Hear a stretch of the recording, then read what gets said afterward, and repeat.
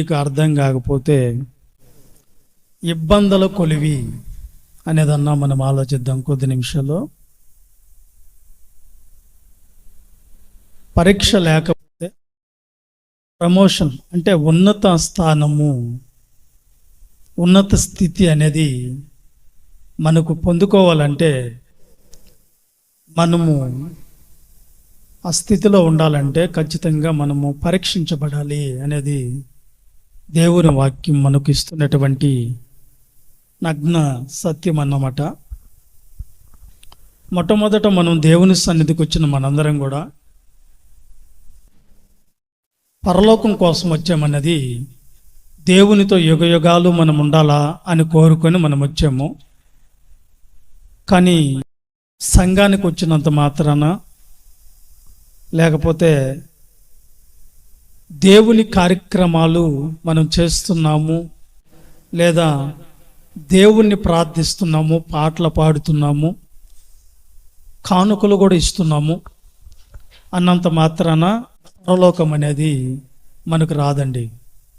పరలోకము ఇచ్చే ఆయన దేవుడు, ఆ దేవుడు కూడా ఆయనకంటూ ఒక ఆలోచన, ఒక ఉద్దేశము, ఒక ప్రణాళిక ఉంది. ఆ ప్రణాళిక ప్రకారంగా మనము జీవిస్తేనే పరలోకం అనేది మనకు వస్తుంది, నిత్య జీవం అనే దాంట్లో మనము ప్రవేశిస్తామన్నది మనకున్నటువంటి ఆధారాలు, లేఖనాలు. గనక పరలోకం అనే దానికి పరీక్షలు ఉన్నాయి. దేవుని పరీక్షలో నువ్వు నిలుస్తావా, లేదంటే తేలిపోతావా, వెళ్ళిపోతావా అనేది మనం ఆలోచించవలసిన అవసరత ఉంది. స్కూల్కి వెళ్ళినటువంటి ప్రతి పిల్లలు అందరికి కూడా పరీక్షలు ఉంటాయి. ఎలాగైతే వాళ్ళు పరీక్షలలో పాస్ అయ్యి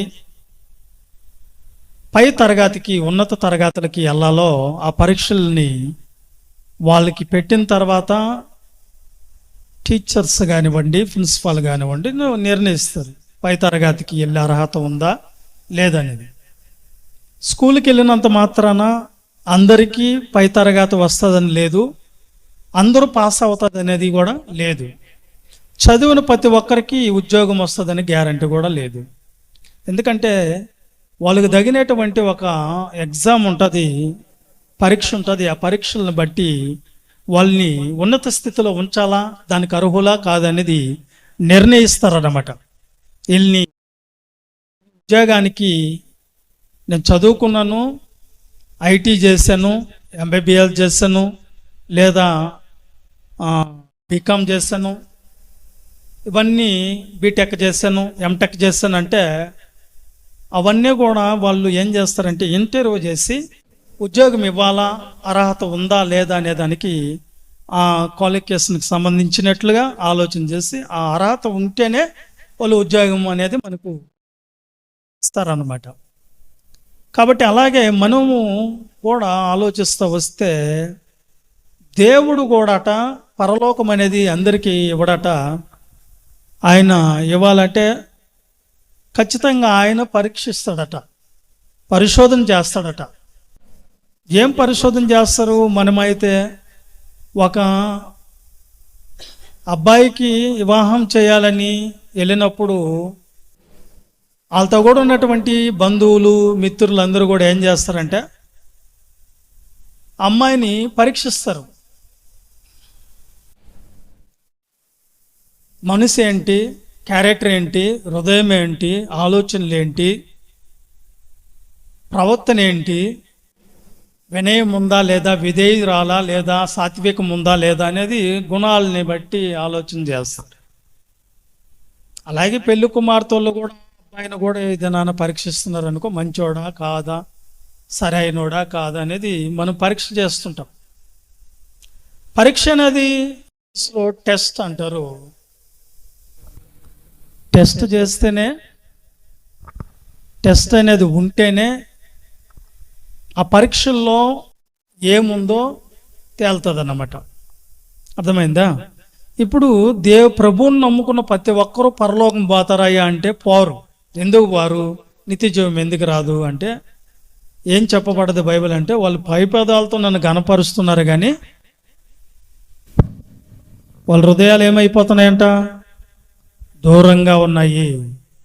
వాళ్ళ హృదయాలు చాలా దూరంగా ఉన్నాయి కనుక వాళ్ళు మనుషులు కల్పించిన పద్ధతుల్ని దైవోపదేశాలుగా పాటిస్తున్నారు. కానీ లేఖనాలు ఏం చెప్తున్నాయో, దేవుని వాక్యం ఏం చెప్తున్నాయో దాని మీద ఆధారపడ్డారా? వాక్యానుసరమైన జీవితం వాళ్ళకి దేవుని మాటలు చెప్పినట్టుగా చేస్తున్నారా? చేయటం లేదు. దేవుని ఆజ్ఞను పాటిస్తున్నారా? దేవునికి విధేయులుగా ఉన్నారా? దేవునికి లోబడి జీవిస్తున్నారా? దైవ జ్ఞానం కలిగి ఉన్నారా? ఆత్మీయతలో లోతుల్లోనికి ఎదుగుతున్నారా అనే విషయాన్ని మనము దేవుడు కూడా ఆలోచిస్తూ ఉంటారన్నమాట. పైన భక్తిని చేస్తే దేవుడు అంగీకరించడు. నామకార్థ భక్తి అంటారు. అది నామకార్థులు ఎలా ఉంటారంటే దేవుని పేరు చెప్పుకుంటారు, దేవుని నామాన్ని స్మరిస్తామంటారు, దేవుణ్ణి ఘనంగా అంటారు, కానీ నిజానికి వాక్యం అయితే అనుసరించి నడవరు. వాక్యానుసరమైన జీవితం ఎవరిలోకైతే ఉండదో, ఆ వాక్యానుసరమైన జీవితం లేనప్పుడు వాళ్ళకి దేవుడు ఏం చేస్తాడంటే పరలోకం అనేది ఇవ్వడు. అర్థమవుతుందా? ఎందుకు పరీక్ష చేయాలి? మనము పరీక్షించబడితే తప్ప మనం ఎవరమో తెలుసుకోవాలని మనకి లేకపోయినా, దేవాది దేవునికి మాత్రం మనం ఎవరమో, మన క్యారెక్టర్ ఏంటో, మన మనస్తత్వం ఏంటో, మన యొక్క గుణం ఏంటో, మన లక్షణాలు ఏంటో తెలుసుకోవాలన్నదే దేవుని యొక్క ఆలోచన. ప్రియులారా, మనం గమనిస్తూ వస్తే ఒక గోల్డ్ అనేది ఉంటుంది, బంగారు అనేది ఉంటుంది. ఆ బంగారు అనేది మనం షాపుకి తీసుకొని వెళ్ళినప్పుడు ఖచ్చితంగా దాన్ని ఏం చేస్తారు? వాళ్ళు పరీక్షిస్తారు. ఇది గోల్డేనా, ప్యూర్ గోల్డా, స్వచ్ఛమైనదేనా లేకపోతే అనేది వాళ్ళు ఒకసారి చూస్తారన్నమాట. అలాగే వజ్రం అనేది వజ్రమేనా లేకపోతే ఇది డూఫా అనేది వాళ్ళు చూసి దాన్ని పరీక్షించి అది డూఫా లేకపోతే వజ్రాలా అనేది గమనిస్తారన్నమాట.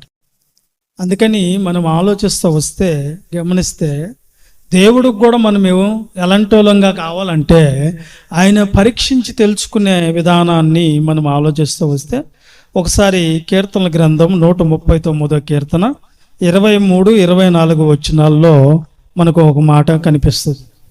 గమనిద్దాం. దేవా, నన్ను పరిశోధించి నా హృదయమును తెలుసుకొనుము, నన్ను పరీక్షించి నా ఆలోచనలను తెలుసుకొనుము. దేవా, నన్ను పరిశోధించి నా హృదయమును తెలుసుకొనుము, నన్ను పరీక్షించి నా ఆలోచనలను తెలుసుకొనుము. దావీదు గారు ప్రార్థిస్తూ ఈ కీర్తనలో ఏమంటున్నాడంటే, దేవా, నన్ను పరీక్ష చేయి, పరిశోధించు, నన్ను టెస్ట్ చేయి, నన్ను పరీక్షించాలి, నన్ను టెస్ట్ చేయాలి, తెలుసుకో, నేను ఎవరినో తెలుసుకో, పరిశోధించాలి అంటున్నాడు అన్నమాట. మన జీవితంలో మనము కొన్ని పరీక్షలు ఎదుర్కోవాలి.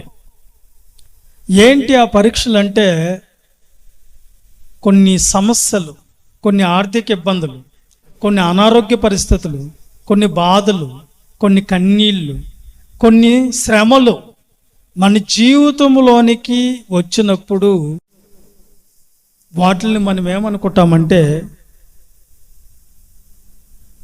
దేవుడు మమ్మల్ని ఎందుకు ఈ విధంగా వదిలేశారు, ఈ విధంగా నన్ను ఎందుకు పట్టించుకోవటం లేదు, ఈ బాధలు ఏంటి, కన్నీళ్ళు ఏంటి, కష్టాలు ఏంటి, నా జీవితం ఈ ఆర్థిక ఇబ్బందులు ఏంటి అని మనం అనుకుంటూ ఉంటాము, అనారోగ్య పరిస్థితులు ఏందని. కానీ దేవుడు ఏం చేస్తాడట అంటే పరిశోధిస్తాడట. ఏం చేస్తాడంట? ఎందుకు పరీక్షించాలి, ఎందుకు పరిశోధించాలి? ఒక వస్తువుని మనము పరీక్షిస్తాము. ఒక వస్తువును మనం కొనేటప్పుడు ఇది గట్టిదా లేదంటే ఉట్టిదా, ఊడిపోయేదా, నిలబడతాదా నిలబడదని ఏ వస్తువునైనా మనం ఏం చేస్తాము? పరీక్షిస్తాము, పరిశోధిస్తాము, అప్పుడు తీసుకుంటాం. అలాగే దేవుడు కూడా మనల్ని ఏం చేస్తాడంటే పరీక్షిస్తాడు. ఈయన అంటున్నాడు దావీదు గారు, నన్ను పరీక్ష చేయి, ఏమంటున్నాడు? మనం కూడా అంటాం పరీక్ష చేయమని. ఎప్పుడైనా తెలుసా? అమ్మా ఏదో అయింది, నీకేదో రోగం ఉన్నట్లు ఉంది అన్నప్పుడు అప్పుడేం చేస్తాం? మనం వెళ్ళి డాక్టర్ గారికి సంప్రదించి డాక్టర్ గారికి చూపెట్టి, అయ్యా నాకు ఏదో అయింది అంటే ఆయన ఏం చెప్తాడు? టెస్ట్ చేపించుకోరాపమ్మా, బ్లడ్ టెస్ట్ అంటాడు. అంతేనా? అప్పుడు కానీ మనము పరీక్షించుకుంటాం. అంటే ప్రతి అవయవం ఎలా ఉందనేది పరీక్షించుకుంటాం మనం. అలాగే ఈయన అంటున్నాడు, గురు దావీదు గారు, దేవా నన్ను పరిశోధించి తెలుసుకునము, నన్ను పరీక్ష చేయము. ఈ రోజున మనం కూడా దేవుణ్ణి అడగాల్సింది ఏంటంటే, నేను ఎలాంటి వాడినో, నేను ఎలాంటి దానినో, నా మనసు ఏమిటో, నా హృదయం ఏమిటో, నా ఆలోచనలు ఏంటో, నేనెవరినో ఏం చేయాలంట? దేవుడికి ప్రార్థన చేసి నేను ఎవరినో, నేను ఎలాంటి దాన్నో, నా మనసు ఏమిటో నీకు తెలుసాయ్యా, నన్ను పరీక్ష చేసి తెలుసుకో అనాలి. పరీక్ష చేసేదానికి కాదు కానీ దేవుడు మనకు ఎదురయ్యే ప్రతి సమస్యకి, ప్రతి ఇబ్బందులకి కూడా మనకేదో అయిపోతుందని కాదు. దేవుడు ఏం చేస్తాడంటే పరిశోధించిన తర్వాత ఖచ్చితంగా దాని వెనక మనకేమిస్తారు? ప్రమోషన్ అనేది ఉంటుంది. ఉన్నతమైన స్థితి ఇచ్చేదాని కొరకే కొంతమందికి పరీక్షలు ఉంటాయి. కొంతమందికి ఉన్నతమైన స్థితి ఇచ్చేదానికే పరీక్షలు ఉంటాయి. పరిశోధిస్తాడంట దేవుడు. ఏం చేస్తాడంట? పరిశోధించాలి. నువ్వు నిజమైన భక్తురాలువా, నిజమైన భక్తుడువా, నిజంగా నీ భక్తి ఒరిజినలేనా, దేవుణ్ణి ప్రేమించే ప్రేమ నిజమేనా, నువ్వు నిజంగా దేవుణ్ణి ప్రేమిస్తున్నావా, నిజమైన ప్రేమ నీలో ఉందా, నిజంగా దేవుని మాటకు నువ్వు లోపడుతున్నావా, అసలు నీ భక్తి పరిమాణం ఎంత? దేవుణ్ణి నేను నమ్ముకున్నాను, దేవుడు అంటే నాకు చాలా ఇష్టం, దేవుడి కోసం ప్రాణం ఇచ్చేస్తున్నానంటే ఎంత మాత్రం ఇవ్వగలుగుతావు నువ్వు దేవుడి కోసం? ఎంతవరకు త్యాగం చేయగలుగుతావు? ఎంతవరకు దేవుని కోసం నువ్వు ముందుకు వస్తావు? ఎన్ని ఓర్చుకోగలవు? దేవుని కోసం ఎన్ని భరించగలవు? ఎన్ని దేవుని కోసం ఏ సమస్యలైనా దేవుని కోసం నిలబడగలవా? దేవుళ్ళో నిలబడగలవా? ప్రభువులో నువ్వు ఉండగలవా? వెళ్ళిపోతావా? నిలబడగలవా? వెళ్ళిపోతావా అని నువ్వు భక్తుడువా, భక్తురాలవని ఒక టెస్ట్ నీకు జరగాలి. దాంట్లో స్కానింగ్ చేసేది మనం అనుకున్నట్లుగా గుండెకి స్కానింగ్ చేయి, లేదంటే కిడ్నీలకి స్కానింగ్ చేయి, ఏమైందో అనేది కాదు. దేవుడు స్కానింగ్ ఏమంటే హృదయ అంతరంగాల్ని చేస్తాడు దేవుడు. ఏం చేస్తాడు దేవుడు? నన్ను చూడయ్యా అంటే పైన రూపాన్ని చూస్తే దేవుడు కాదు ఆయన. హృదయ అంతరంగాలలో ఆ క్యారెక్టర్, ఆ లక్షణాలు కావాలి దేవుడికి. ఆ మనసు కావాలి, ఆ యథార్థత కావాలి. దాన్ని దేవుడు ఏం చేస్తాడంటే అక్కడ ఆకాశం నుంచి ఆయన మనల్ని పరిశోధిస్తాడు. పరీక్షిస్తాడా, పరిశోధిస్తాడా? ఒకసారి చదువుదాం అదాన్ని. దేవుడు ఏం చేస్తాడంట? ద్వితీయోపదేశకాండం 8వ అధ్యాయం ఇశ్రాయేలు ప్రజలను ఏం చేస్తాడు ఒకసారి చూద్దాం. 2వ వచనం, 8వ అధ్యాయం 2వ వచనం, ద్వితీయోపదేశకాండం 8వ అధ్యాయం 2వ వచనం. మరియు నీవు ఆయన ఆజ్ఞలను గైకుందువో లేదో నిన్ను శోధించి నీ హృదయములో ఉన్నది తెలుసుకున్నటకు నిన్ను అనుస నిమిత్తము అరణ్యములో 40 సంవత్సరాలు టెస్ట్ చేశాడంట దేవుడు. ఇశ్రాయేలు ప్రజల్ని 40 సంవత్సరాలు వాళ్ళని ఏం చేశాడంట దేవుడు? 1 రోజు కాదు, 2 రోజులు కాదు, 3 రోజులు కాదు. కొంతమంది అంటారు, నేను 5 రోజుల నుంచి చెప్తున్నా ఇదే మాట, 4 రోజుల నుంచి చెప్తున్నా ఇదే మాట, నెల నుంచి నన్ను చూస్తున్నావు నువ్వు, అయినా నీకు నమ్మకం లేదా? నా మీద నీకు నమ్మకం లేదా? లేకపోతే నేనెవరో నీవు తెలుసుకోలేదా అని మనం అడుగుతుంటాం కొంతమందిని. కానీ దేవుడట 1, 2, 3, 4 రోజులు కావాలి దేవుడికి. 40 సంవత్సరాలు ఏం చేశాడంట? వాళ్ళని అరణ్యములో పరిశోధన చేశాడట. 40 సంవత్సరాలు కావాలా దేవుడు పరీక్షించుటకు ఒక మనిషిని?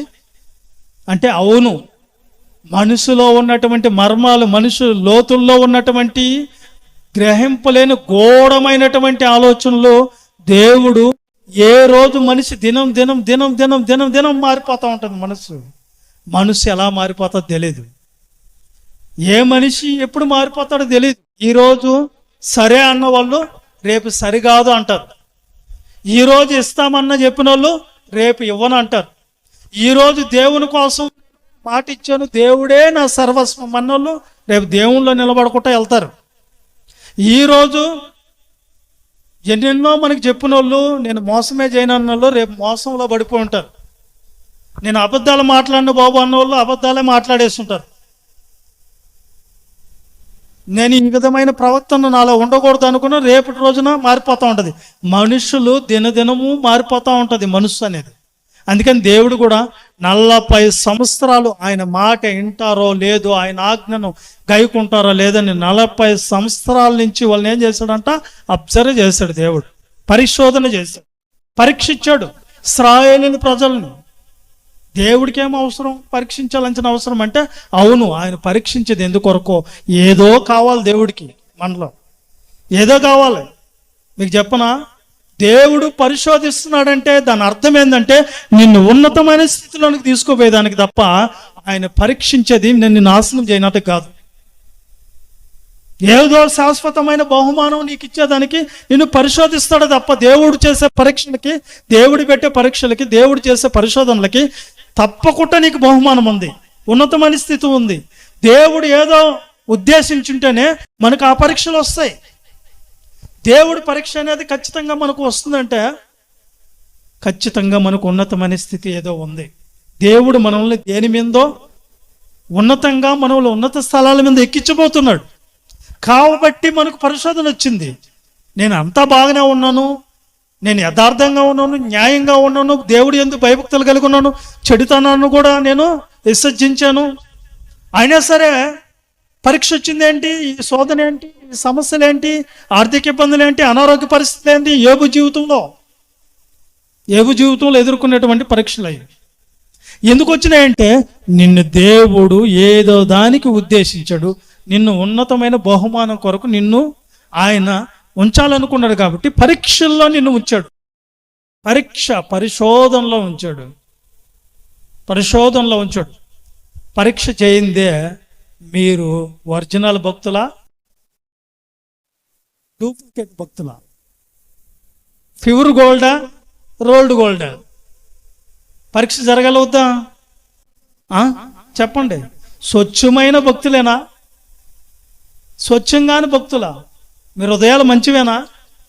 పైకి మాత్రమే భక్తి గలవారమై నటించి భక్తిలో ఉన్న శక్తిని ఆశ్రయించిన వారిగా ఉన్నామా? ఏంటి దేవుడు మనల్ని ఎవరు చూడటం లేదు అనుకుంటున్నామా? దేవుడు మాత్రం ప్రతి క్షణం పరీక్షిస్తా ఉన్నాడు. వాళ్ళకి 40 సంవత్సరాలు ఇచ్చారట, మరి మనకి ఎన్ని సంవత్సరాలు ఇచ్చాడో తెలియదు. పరీక్షించి తెలుసుకొనము, నా అంతరంగాన్ని పరీక్షించి తెలుసుకుని దావీదు గారు అంటున్నాడు. సామెతల గ్రంథంలో ఏం రాశాడు చూడండి. సామెతల గ్రంథం 17వ అధ్యాయం 3వ వచనంలో, సామెతల గ్రంథం 17వ అధ్యాయం 3వ వచనంలో, 17వ అధ్యాయం 3వ వచనం, యెహోవా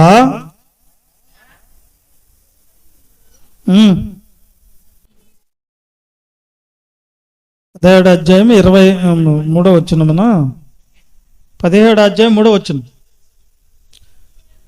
వెండికి మూస తగినది, బంగారునకు కొలిమి తగినది, హృదయమును పరిశోధకుడు యెహోవాయే.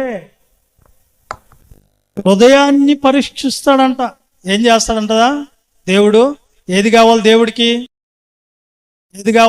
ఇప్పుడు ఈ దేన్ని పరీక్షిస్తాడంట? హృదయాన్ని పరీక్షిస్తాడు. మనల్ని బాగా పొగిడే వాళ్ళంటే మనకు బాగా ఇష్టం అన్నమాట. మనల్ని పొగిడితే చాలు మన ఓటు ఒలికే. అబ్బా నువ్వు చాలా బాగా పాడేవు పాట, సూపరు అన్నావంటే అబ్బా ఇంతకంటే పాస్టర్ ఏ లేడు, మాకు మంచి పాస్టర్ వేస్తారు. అంతే కదా?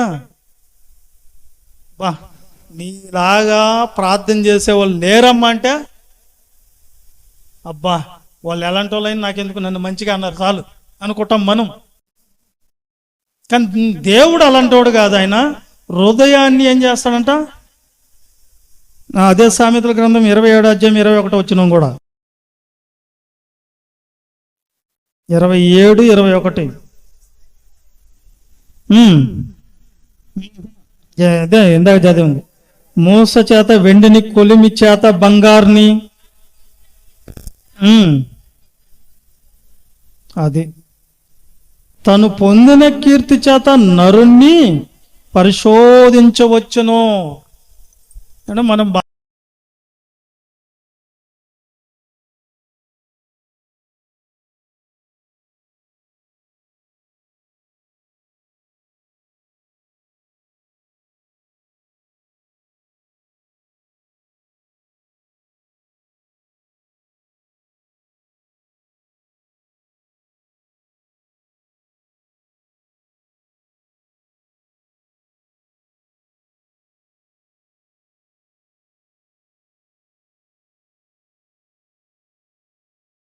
మీరు ఆలోచించండి.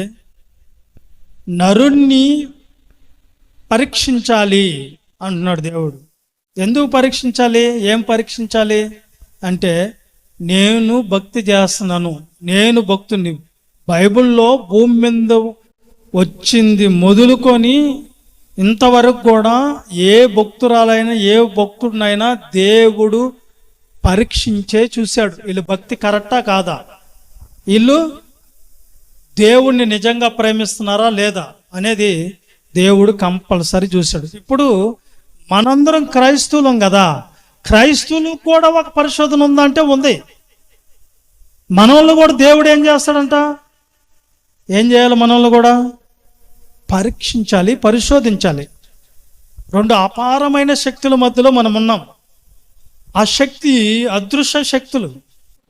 ఒకటి సాతాను అనే శక్తి, వాడు శోధకుడు, శోధించి మనల్ని నాశనానికి ఈడ్చుకోపోయేదానికి శోధనలోని తీసుకుని వెళ్తాడు.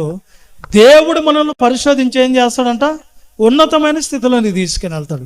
ఈ రెండుటి మధ్యలో మానవులమైన మనము ఇరుక్కున్నటువంటి మనల్ని శోధనలో పడవేసేదానికి ఒక శక్తి చూస్తుంటే, దేవుడు పరీక్షించి ఉన్నతమైన స్థితిలోని తీసుకొని శాశ్వతమైన బహుమానం ఇవ్వాలనుకున్నది దేవుడు ఒక శక్తి. ఈ రెండు శక్తుల మధ్యలో మనం ఉన్నామనేది మనం ఆలోచించాలి. ఈ రెండు శక్తుల మధ్యలో పరీక్షించి పరిశోధించేవాడు మాత్రం దేవుడే. మనల్ని ఎలా పరీక్షిస్తే మన భక్తి తేలుతుంది? అలాగ పరీక్షిస్తాడు దేవుడు మనల్ని. అంటే ఒకసారి యెషయా గ్రంథానికి వెళ్ళిపోదాం. యెషయా గ్రంథం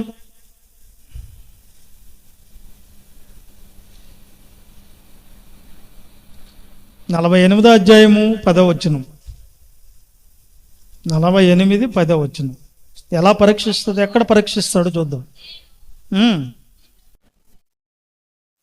నేను నిన్ను పుటమ వేసి తిని, వెండిని వేసినట్లు కాదు, ఇబ్బంది కొలములో నిన్ను పరీక్షించి తిని. చాలే. నేను నిన్ను పుటమ వేసి తిని, వెండిని వేసినట్లు కాదు, ఇబ్బంది కొలములో నిన్ను పరీక్షించి తిని. ఎక్కడ పెట్టి పరీక్షిస్తాడంట మనల్ని? బంగారుని ఎక్కడ పెడితే స్వచ్ఛమైన బంగారం తేలిద్ది?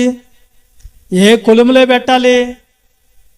ఇప్పుడు ఒక వస్తువుని మనం సాధనం చేయాలంటే, ఒక వస్తువుని దాన్ని సరి చేయాలంటే కంసాలి అగ్ని చేత ఏమవుతుంది? ఒక వస్తువు కరగబడి పొదునైనటువంటి ఆయుధంగా మారుతుంది కదా. ఒక కొలిమి అంటారు దాన్ని, కంసాల కొలుములో వేస్తారు దాన్ని. కొలిమి అగ్ని చేత కాల్చబడాలి ఇనుమనేది. ఇక్కడ దేవుడు కూడా మనల్ని ఏం చేస్తాడంటే ఇబ్బందుల కొలువులో ఏం చేస్తాడంట? ఏం చేస్తాడంట? పరీక్షిస్తాడట. ఎక్కడ వేసి పరీక్షిస్తాడు మనల్ని? నీ భక్తి ఒరిజినలా డూప్లికేటా? నువ్వు దేవుణ్ణి ప్రేమించేది నిజమా అబద్ధమా? నువ్వు నిజంగా దేవుని కోసం త్యాగానికైనా సిద్ధమా? ఇప్పుడు ఏం పెడితే అవి బయటకు వస్తాయి? ఇలా ఉన్నాయి అంటే ఇబ్బందులు కొలుములో పడేస్తాడు. మనం అంటూ ఉంటాం కదా, ఇబ్బందుల కొలువులు అంటే ఏంది? ఇబ్బందిని కొలువు అంటే ఏంటి? ఇబ్బందిని కొలువు అనగానే మనం అనుకుంటాం, చాలా ఇబ్బందిగా ఉంది, ఆర్థిక ఇబ్బందుల్లో కూరుకోబోయాను నేను, చాలా ఇబ్బందిగా ఉంది, నేను లేచి కూడా నా పనులు చేసుకుని అనారోగ్య పరిస్థితిలో బలహీన పడిపోయాను, పక్కన వాళ్ళ ద్వారా అనేక నిందలు అవమానాలు నా మీదకి వస్తూ ఉన్నాయి, చాలా ఇబ్బందిగా ఉంది, వాళ్ళ మధ్యలో నేను తలెత్తుకొని తిరగలేకపోతున్నాను, నిందల పాలైపోతూ ఉన్నాను, సమస్యలు నన్ను చుట్టుముట్టుకున్నాయి, గొడవలు, భార్య చేత భర్త చేత గొడవలు, పిల్లల మాట వినటం లేదు, ఇంట్లో గడవటం లేదు, ఇవన్నిటిని మనం ఏమనుకుంటాం? సమస్యలుగా, ఇబ్బందులుగా పాలవుతాం. అంతే కదా? అంతే కదా? ఆ ఇబ్బందుల కొలుములోనికి తీసుకొని వచ్చింది ఎవరు ఇప్పుడు? దేవుడే. ఎందుకో తీసుకుని వచ్చాడు? ఇబ్బందులకి, కష్టాల్లో ఎందుకు తీసుకుని వచ్చాడు? కన్నీళ్ళ మధ్యలో నిన్ను ఎందుకు పెట్టాడు అంటే, నువ్వు నిలుస్తావా? దేవుళ్ళ నిలుస్తావా? వెళ్ళిపోతావా? పరీక్షది. ప్రభులో నిలుస్తావా, నిలవ్వా? నువ్వు పరీక్షది. ఇబ్బందుల కొలువులో నిన్ను వేస్తాడు, దేవుడే వేస్తాడు నిన్ను. అలాంటప్పుడు చూస్తూ ఉంటాడు ఆయన, వదిలిపెట్టి, శ్రమలలో వదిలిపెట్టి చూస్తూ ఉంటాడు. ఒక అతనికి బాగా డబ్బు ఉన్నవాడు వ్యక్తి, ఎన్నో కోట్లకి అధినేత ఆయన అనుకున్నాడంట, నా కుమారుడు డబ్బులో కానీ పెరిగితే సకల దుర్గుణాలతో చెడిపోతాడు, కాబట్టి వాళ్ళందరికీ ఏం చెప్పంటే, ఈ బిడ్డను తీసుకొని వెళ్ళిపోయేసి ఒక పేద ఇంట్లో పెంచండి, వాడు డబ్బులో పెరగకూడదు, సకల విధాలుగా చెడిపోతాడు, డబ్బు కలిగినోడని వాడికి తెలియకూడదు, కాబట్టి వాడిని పెంచండి అని చెప్పేశాడట. ఎందుకని అంటే, వాడికి కష్టం అంటే ఏందో తెలియాలి, కన్నీళ్ళు విలువ అంటే ఏందో తెలియాలి, బాధలు ఎలా మనిషిని అర్థం చేసుకునే స్థితి వాడికి రావాలి. కాబట్టి చిన్నతనము నుంచే అతన్ని ఒక చిన్న గుడిసెలో వాళ్ళ ఉన్నటువంటి ప్రేమం చూడాలని, వాళ్ళ ఉన్నటువంటి అనేక పరిస్థితుల్ని తండ్రి చూస్తా కూడా, కన్నీళ్ళు పెట్టుకుంటా కూడా ఆ బిడ్డను అలాగే వదిలిపెట్టాడు. ఎందుకు? కారణం ఏంటంటే డబ్బుతో సుఖపట్టం కాదు కావాలంచింది, వాడికి రావాల్సిన గుణం రావాలి. ఏం రావాలి? వాడికి గుణగణాలు రావాలి, లక్షణాలు రావాలి, మనిషి విలువ తెలుసుకోవాలి. కొంతమంది కొంచెం ఏదన్నా కలిగిందనుకో వాళ్ళ కళ్ళు నెత్తుకొచ్చేస్తుంటాయి, అంటే అర్థం గర్వంతో ప్రవర్తిస్తారు, నీదేం పని అన్నట్టుగా ప్రవర్తిస్తారు. నువ్వు ఎలాగ ప్రవర్తించినా సరే ఒకరోజు మాత్రం ఈ లోకాన్ని అన్ని వదులుకొని వెళ్ళిపోయే పరిస్థితులు అయితే ఉన్నాయి. కానీ ఏ పరిస్థితుల్లో అయితే మనల్ని దేవుడు చూడాలనుకున్నాడో ఆ గుణ లక్షణాలు మనకు కావాలని, ఆ స్వచ్ఛమైనటువంటి గుణం మనకు రావాలని, మనల్ని మెరుగు చేసేదాని కొరకు, మన సారము నిస్సారం అయిపోకుండా ఉప్పేసినట్లుగా ఉండాలని దేవుడు ఏం చేస్తాడంటే ఇబ్బందుల కొలువులో చూస్తారు తన పిల్లల్ని. ఆ ఇబ్బందుల కొలువులో ఆయన ఏదో పరీక్షిస్తాడంట. ఆ పరీక్షలో హృదయాన్ని పరీక్షిస్తాడు. ఆ పరీక్షలో హృదయం ఎలాగ ఉండాలి, మనసు ఎలాగ ఉండాలి, ఆలోచనలు ఎలా ఉండాలి, నీకున్నటువంటి లక్షణాలు ఎలా మారుతున్నాయి, క్రీస్తు వలె నువ్వు సాత్వికుడిగా ఉన్నావా, సాత్వికురాలుగా ఉన్నావా, క్రీస్తు వలె నువ్వు అణిగి తగ్గించుకుంటున్నావా. ఈ దైవ లక్షణాలు క్రీస్తు ప్రభుల వారి గురించి మనకు రాయబడిన మాట ఏంటంటే, క్రీస్తు ప్రభుల వారినే తండ్రి అయిన దేవుడు చెయ్యి విడిచిపెట్టాడు శరీరంలో వచ్చినప్పుడు. క్రీస్తు ప్రభుల వారు ఎవరయ్యా అని బైబిల్ చెప్తుందంటే, ఆయన దైవ స్వరూపం కలిగిన వాడు, దేవునితో సమానంగా ఉండేవాడు. అలాంటి వాడినే ఏం చేశాడు? చెయ్యి విడిచిపెట్టాలని పరిస్థితి వచ్చింది. కారణం ఏంటంటే ఆయన్ని ప్రతి ఇబ్బందుల్లో పెట్టి చూశాడు, ప్రతి అవమానాల మధ్యలో వదిలిపెట్టి చూశాడు, ఆయన్ని నిందల మధ్యలో, శ్రమల మధ్యలో, ఆకలికి అలమటిస్తూ కన్నీళ్ళు కూడా కార్చే పరిస్థితి. ఎవరు ఈయనంటే పరలోకంలో ఉన్నటువంటి జీవానికి అధిపతి అయిన, జీవానికి అధిపతి అయిన వాడు, జీవానికి అధిపతి అయినటువంటి ఆయన వచ్చి ఇక్కడ ఆకలితో అలమటించడం ఏందండి? రోధించడం ఏంటి? కన్నీళ్ళు గారవటం ఏంటి? శ్రమల పాలవటం ఏంటి? నీలాగా నాలాగా బాధలు పట్టడం ఏంటి? గాయాల పాలు అవటం ఏంటి? నొప్పిని అనుభవించడం ఏంటి? ఆలోచిస్తున్నారా? ప్రతి క్షణం ఈ శరీరంలో ఉన్నప్పుడు క్రీస్తు ప్రభుల వారు చూపించినటువంటి లక్షణాలు తగ్గించుకున్నాడు. తనను తాను తగ్గించుకొని రిక్తునిగా చేసుకొని చూపించేదాని కొరకు, మనకు మాత్రం చూపించేదాని కొరకు ఎలాగ బ్రతకాలని అలా చేశాడట క్రీస్తు. ఇబ్బందుల కొలువులో దేవుడు మనల్ని పెట్టాడు, క్రీస్తు ప్రభుల వారినే పెట్టాడు. క్రీస్తు ప్రభుల వారు శరీరంలోకి వచ్చినప్పుడు ఆయన్నే విడిచిపెట్టి చూసినప్పుడు ఇంకా నువ్వు నేను ఖచ్చితంగా ఇబ్బందుల కొలువులో పడాలా వద్దా? నువ్వు ఎంత భక్తురాలవైనా, ఎంత భక్తుడు అయినా సరే దేవుడు మాత్రం నిన్ను పరీక్షించాలంచిందే. ఏ భక్తుడినైనా సరే దేవుడు వదిలిపెట్టకుండా అందరిని పరీక్షిస్తూనే వచ్చాడు. పలానా భక్తుడిని పరీక్షించలేదు, సుఖంగా దేవుణ్ణి నమ్ముకొని ఉన్నాడని ఎవరినన్న గురించి బైబిల్ చెప్పిందా మనకంటే? ఎవరి గురించి చెప్పలేదు. ఎందుకంటే సుఖపడ్డాడు దేవుణ్ణి నమ్ముకొని అయితే లేదు, కానీ ఇబ్బందుల కొలువులో పరీక్షించేదాని కొరకు నడిపించాడు. మనకి శోధనలు, కష్టాలు, బాధలు, హింసలు, అనారోగ్య పరిస్థితులు ఇవన్నీ ఎందుకు వస్తున్నాయంటే దేవుడు పరీక్షలు నీకు ఇబ్బందులు పాలైపోతున్నావని దేవుని పరీక్షలో మీరు గమనిస్తే ఇశ్రాయేలు ప్రజలను కూడా దేవుడు ఏం చేశాడు? ఇనప కొలువులోంచి బయటికి తీసుకొని వచ్చాడంట. ఇశ్రాయేలు ప్రజలను కూడా దేవుడు ఇబ్బందుల కొలువులో పెట్టాడు, బానిసత్వానికి అప్పచెప్పాడు. ఎన్ని సంవత్సరాలు తెలుసా? 430 ఏండ్లు ఐగుప్తి బానిసత్వం, వెట్టి శాఖరి పనులు. నిర్గమకాండం 1వ అధ్యాయం 13 వచ్చిందని ఒకసారి చూడండి. నిర్గమకాండం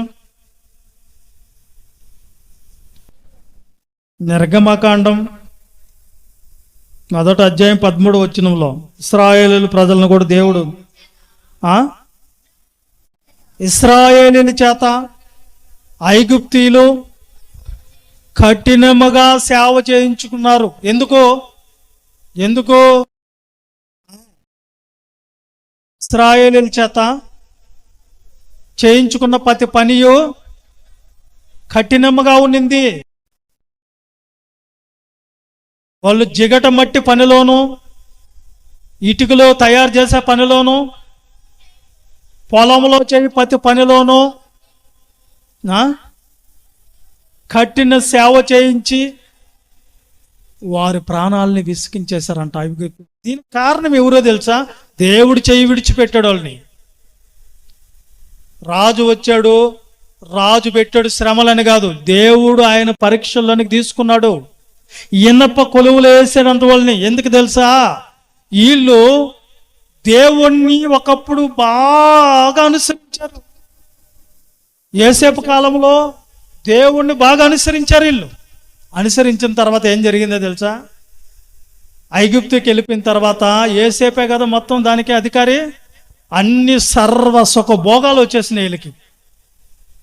అన్ని సర్వ భోగాలంటే ఏంటి? ధరించుకున్నంత బంగారు, ధరించుకున్నంత వజ్రాలు, ముత్యాలు వీళ్ళ దగ్గర ఉన్న ఐగుప్తుల కంటే కూడా ఇశ్రాయేలీలకి ఎక్కువ ఉన్నాయట. ఎవరి దేశంలో?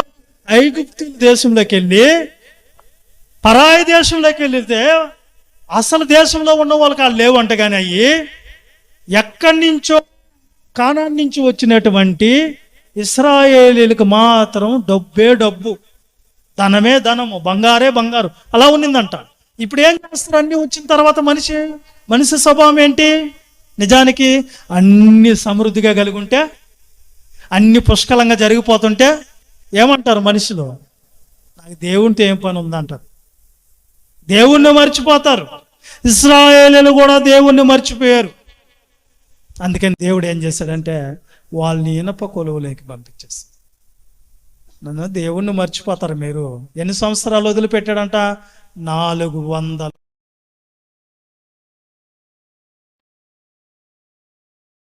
ఇటుకలు తయారు చేయాలి, కాల్చాలి, పొట్టు దేవాలి.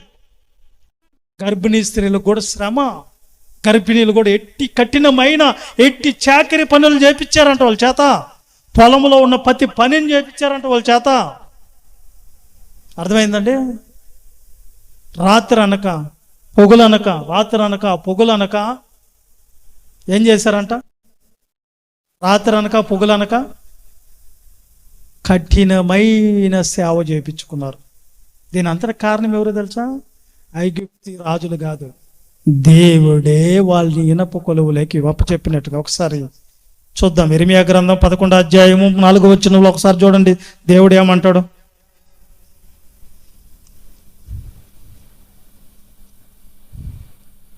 దేవునిని మర్చిపోయినప్పుడు దేవుడు ఇనప కొలువులు వేస్తున్నారు వాళ్ళు. 11:4 ఐగుప్తు దేశములో నుండి ఆ ఇనప కొలుములో నుండి మీ పితరులను రప్పించాను. చాలు.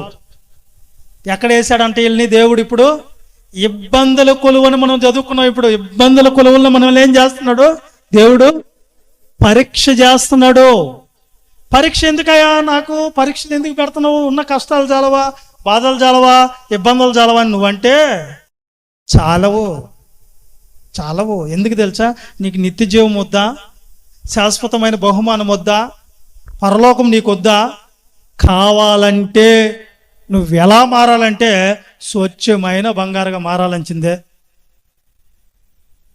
మేలిమి బంగారం అవ్వాలంచిందే, కేడియం బంగారు అవ్వాలంచిందే. కేడియం బంగారు అయితేనే తప్ప పరలోకం మనకు లేదు. ఇప్పుడు ఏం చేయాలి? ఇబ్బందులు కొలువులే వేయాలి నిన్ను. ఎలా వద్దా? ఇప్పుడు వాళ్ళు ఏం చేశాడు దేవుడు? ఎన్ని సంవత్సరాలు వేశారు ఇశ్రాయేలీల్ని? 430 ఏండ్లు ఇనప కొలువులో పెట్టాడు. ఐగుప్తులు బానిసత్వానికి అప్పచెప్పాడు దేవుడు. కారణం పుట్టి అయితే గాలికి ఎగిరిపోవాలి, గట్టి గింజ అయితే దేవుళ్ళ నిలబడాలి. ఒరిజినల్ అయితే ఒరిజినల్గానే ఉంటుంది ఎక్కడ ఉన్నా కానీ. డూఫ్ అయితే నశించిపోతుంది. దేవుడికి కావాల్సింది ఏంది? ఒరిజినల్. మనందరం ఒరిజినల్ భక్తులమా? మీ సంగతి అడిగేది. మనందరం ఒరిజినలా డూపా? డూప్ అంటే ఏసు ఇష్టం దేవుడి కోసం. ఒరిజినల్ అయితే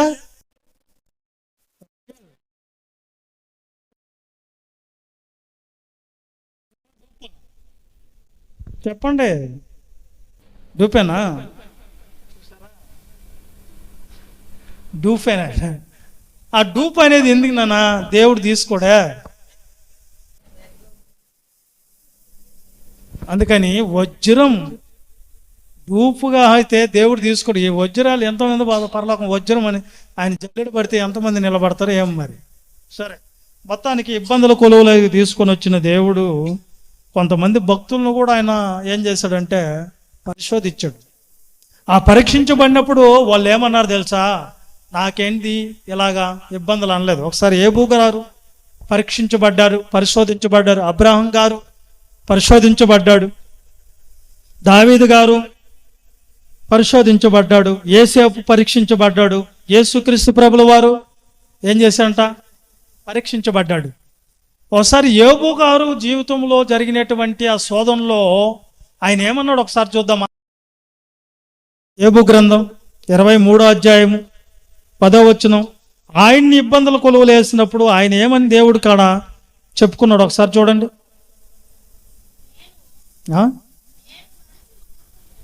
నేను నడుచు మార్గము ఆయనకి తెలియను, ఆయన నన్ను శోధించిన తర్వాత నేను సువర్ణము వలె కనబడుదును. చూడండి, యోబు గారు అంటున్నాడు. యోబు గారు అలాంటోడంట, యథార్థవంతుడు, న్యాయవంతుడు, చెడుతనాన్ని విసర్జించి దేవుడి యందు భయభక్తులు కలిగిన వ్యక్తి. ఊజు దేశమందు అలాంటి భక్తుడు లేడు ఆ రోజుల్లో. భూమి మీద అలాంటి భక్తుడు లేడు యోబు. కానీ యోబును కూడా దేవుడు ఏం చేశాడట? యోబును కూడా పరిశోధించాడు. ఈయన భక్తి ఏందో తేల్చేద్దాం. తెలుసు కదా మనకు, తెలుసు కదా. ఈయన భక్తి ఏందో తేల్చుకుందాం ఒకసారి. భక్తిని తేల్చుకున్నప్పుడు అంతెందుకండి, మన ఇంట్లోనే దూడ చచ్చిపోతేనే దేవుడు మాకు అన్యాయం చేశాడు అంటున్నాం కదా. మన ఇంట్లో ఒక వ్యక్తి చచ్చిపోతేనే దేవుడు ఎందుకు మా నాన్న ఎలా చేశాడు, లేకపోతే మా అమ్మని ఎలా చేశాడు, లేకపోతే మా బిడ్డల్ని ఎలా చేశాడు మనం అనుకుంటున్నాం కదా. యోబు గారి జీవితంలో ఎంత భక్తిపరుడైనా కానీ 10 మంది బిడ్డలు ఒకేసారి చచ్చిపోయారు. భార్య ఏమన్నది దానికి? పోనీలు అన్నదా?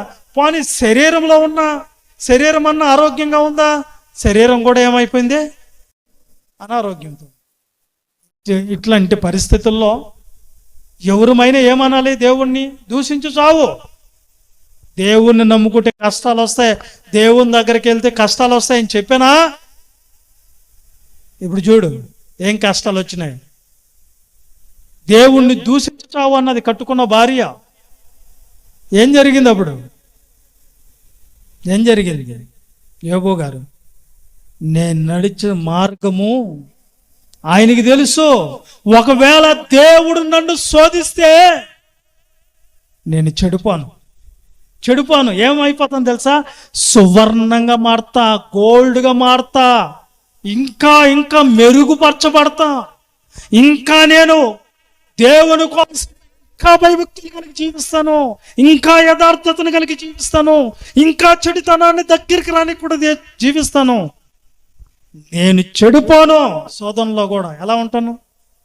సువర్ణం, నువ్వు గోల్డ్ రా అంటాం కదా. దేన్ని బట్టి చెప్తాం? పై రూపాన్ని గోల్డ్ అనాలించింది ఎప్పుడు? వాళ్ళ మనస్సు స్వచ్ఛమైనది అయితే ప్యూర్డ్ గోల్డ్ అంటున్నా పర్లేదు. ఉదయం బంగారు. చాలామంది ఏమనుకుంటా ఉంటారు, నేను ఒక వాట్సాప్ ఓపెన్ చేసి ఒకటిది ఏం పెట్టున్నారు తెలుసా? దాన్ని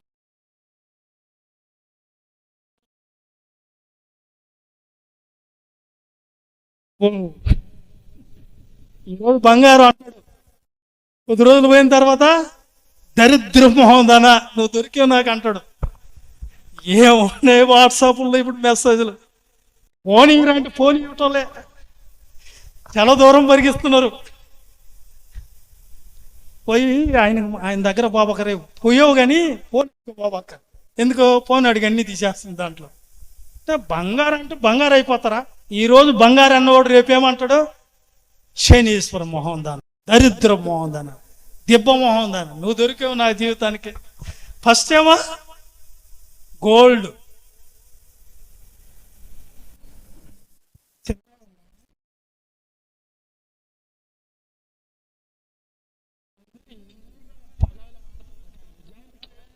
గోల్డ్ అనేది ఎలా ఉంటుందంటే స్వచ్ఛమైనటువంటి మనసు కలిగి ఉండాలి, ఏ కల్మషం లేని మనుషుగా ఉండాలి.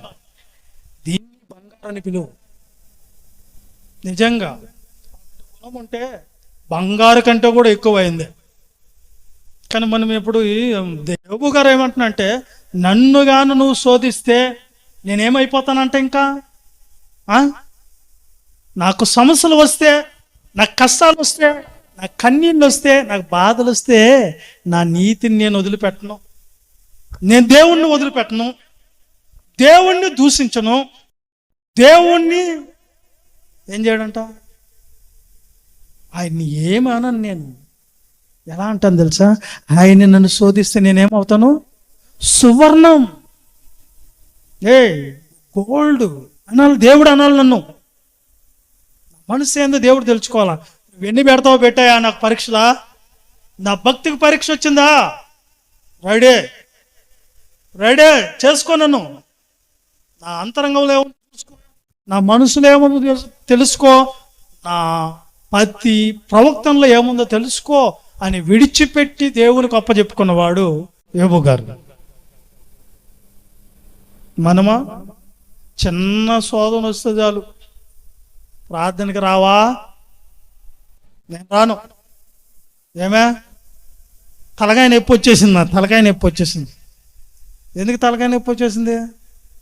అడ్డమైనవన్నీ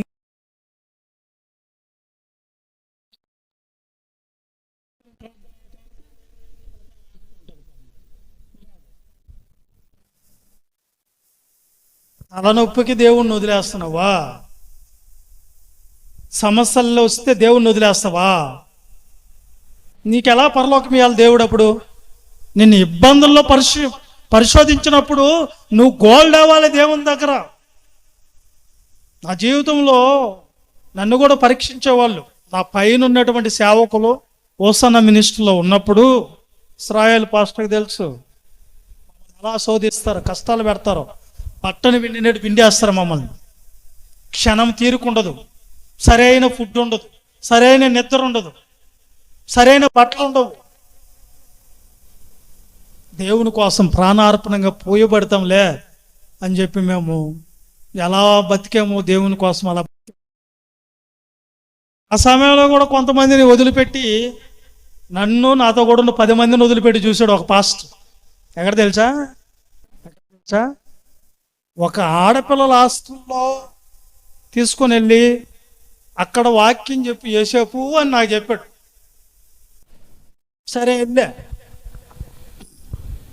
నాతో కూడా వచ్చిన 10 మంది పిల్లలు నా కంట్రోల్లో ఉండాలి కదా, నాకు జూనియర్లు కదా, వాళ్ళు ఉండాలా వద్దా? వచ్చినోడు ఏమన్నా ఉన్నాడా? దేవుళ్ళో ప్రార్థనలు కూర్చున్నారా? పాస్టర్ గారు మమ్మల్ని పంపించేసి మెల్లిగా ఆయన వచ్చి గోడ దగ్గర కూర్చున్నాడు. ఏరే తెల్ల బట్టలు వేసుకోరాకుండా సివిల్ డ్రెస్లో వచ్చాడు. ఆయన కాదు అన్నట్టుగా మంకీ క్యాప్ దగ్గరించుకొని, అప్పుడు మంచు కాలం అన్నమాట, సాయంత్రం వేళ. ఆయన కూర్చున్నాడు ఏందో ఒకలాగా. ఏం చేస్తారు వీళ్ళని? నేనేమో వెళ్ళా, నేను దేవుణ్ణి ప్రార్థన చేసుకుంటున్నా. ఒక్కొక్కడిని పట్టేశాడు పాస్టర్ గారు. అక్కడ కూర్చొని వెనక్కి కూర్చొని ఒక శుభ్రంగా చెప్పుతా ఉంటే వీడు తట్టెత్తుకుని ఆయన దగ్గరే తిరుగుతా ఉన్నాడు. అని పట్టేశాడు.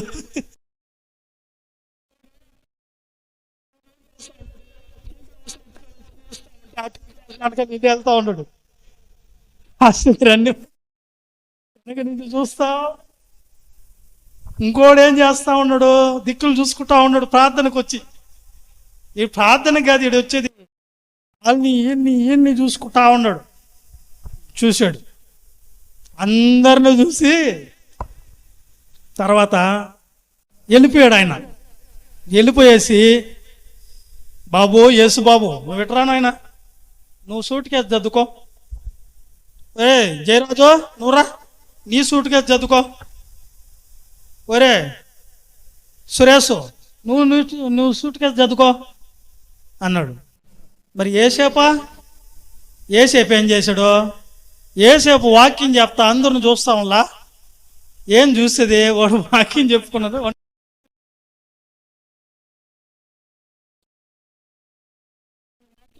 గేట్ల దగ్గర అవతలు పెట్టేసి, గేట్ల దగ్గర అవతల నుంచి అవతలకి రానిలే, మీరు సేవకు పనికిరారు వెళ్ళిపోండి. ఇంకొక పని చేస్తాడు, కట్ల డబ్బంతా రూమ్లో పెట్టేసి, కానుకలు వచ్చిన డబ్బులంతా బెడ్ కింద పెట్టేసి, రేసేపు బెడ్ తులిపి శుభ్రంగా ఇల్లంతా ఊడ్చి శుభ్రంగా చేసి పెట్టు అని వెళ్ళిపోయాడు ఆయన.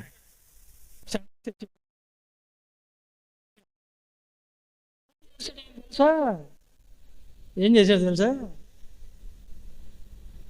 చిన్న సెల్ ఫోన్ ఉండేది అప్పుడు, పెద్దవి రాలా, చిన్నవే. ఆ సెల్ ఫోన్ రికార్డులో పెట్టేసి నాకు తెలుసదా? తెలియదు. తీసాను, అన్నీ చూశాను, డబ్బులన్నీ చూశాను.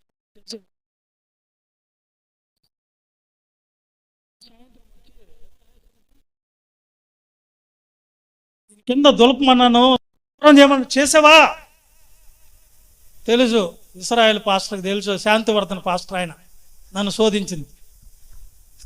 తెలుసు కదా ఆయన అటు శోధిస్తాడు. శాంతివర్ధన్ ఇదే వేసేవిడ్రా, దీని కింద చూడమన్నా చూశానన్నా. ఏం కనబడలా? కనిపించాయన్నా, డబ్బులు కనిపించాయి. తీలా జేబులో పెట్టుకోలా? తీలేదన్నా.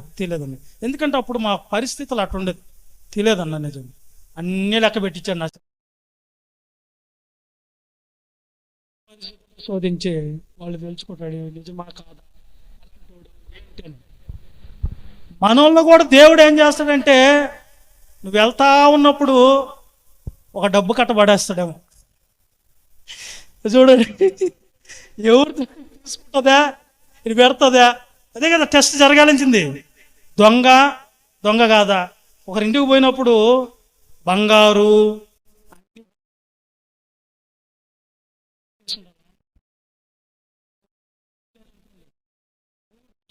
పైన ఏం చేస్తారు వీళ్ళు?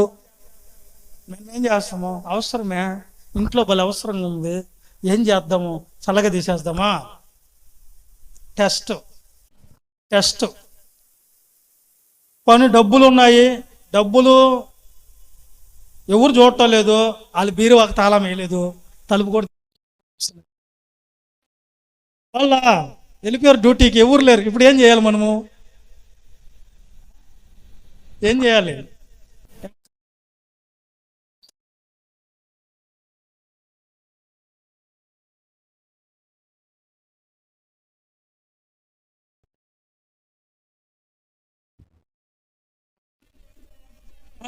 లేదంటే తీసుకొని వచ్చి దేవుడికి వేసేయాలి, మనం ఎత్తుకోపోకూడదు. అంతే కదా? డబ్బులు దొరికినాయి అమ్మ నాకే అనకూడదు, తీసుకొని వచ్చి ఎవరికి ఇవ్వాలా? ఎవరికి ఇచ్చాలి? దేవుడికి వేసేయి. ఎవరిది కాదు. ఏం చేయాలి? ఎందుకు అట్లా చెప్తారు మీరు? అట్టెందుకు వస్తాము? దాంట్లో కావాలంటే దశం భాగం లాగా తీస్తాం, ఇవ్వం. టెస్ట్ జరగాలి, టెస్ట్ జరగాలి. ఒక 10 మంది పిల్లల్ని పెట్టి పరిచయం చేయండి, ఎవరూరు ఏం చేస్తున్నారని పాస్టర్ గారు చూడలేని మనం అనుకుంటాం. ఖచ్చితంగా ఆయన కళ్ళు ఏం చేస్తాయి? ఎవరూరు ఏం చేస్తున్నారు, ఎలా చేస్తున్నారు, ఏ పనిలో ఉన్నారు, ఏ పని ఎవరు చేశారు, ఖచ్చితంగా ఉంటుంది. దేవుడు కూడా ఏం చేస్తున్నాడు పైనుంచి అంటే, ఎవరూరు ఈ భూమి మీద ఏమి చేస్తున్నారు, ఏం చేశారు, ఎవరు ఏ పని చేశారు, ఎవరు దేవుడికి ఉపయోగపడారు, ఎవరు దేవుడికి ఉపయోగపడలేదని ఖచ్చితంగా ఆయన ఏం చేస్తాడు? పరీక్ష చేస్తూనే ఉన్నాడు, పరీక్ష చేస్తూనే ఉన్నాడు.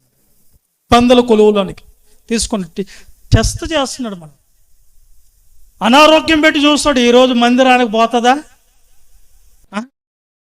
ఆరాధనకి వెళ్తుందా వెళ్ళదా? నేను వెళ్ళను అన్నావు అనుకో, పరీక్షలో నువ్వేమైపోయినట్టు? ఫెయిల్ అయిపోయినట్టే. కోవులకుంట్ల ప్రాంతంలో సేవ చేసే రోజుల్లో అక్కడికి ఒక 100 మంది వస్తారు ప్రార్థనకి. ఒక సాల వేసి ఆ సాలలో కింద మట్టిలో కూర్చున్న వాళ్ళందరూ సరైన లేక, ఆ టైంలో కూడా ఏం చేసింది?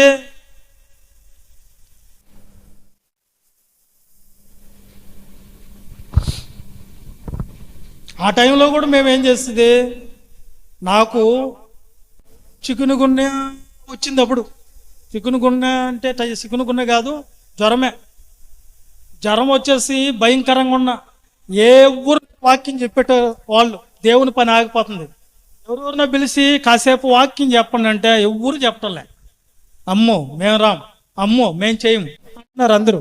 ఎందుకు చేయరంటే బోధకులకు 200 శిక్ష, మేము చేయము అన్నారు. ఇప్పుడు ఏం చేయాలి? నేను తల పగిలిపోతా ఉంది, తల గోడకేసి కొట్టుకుంటా ఉండ,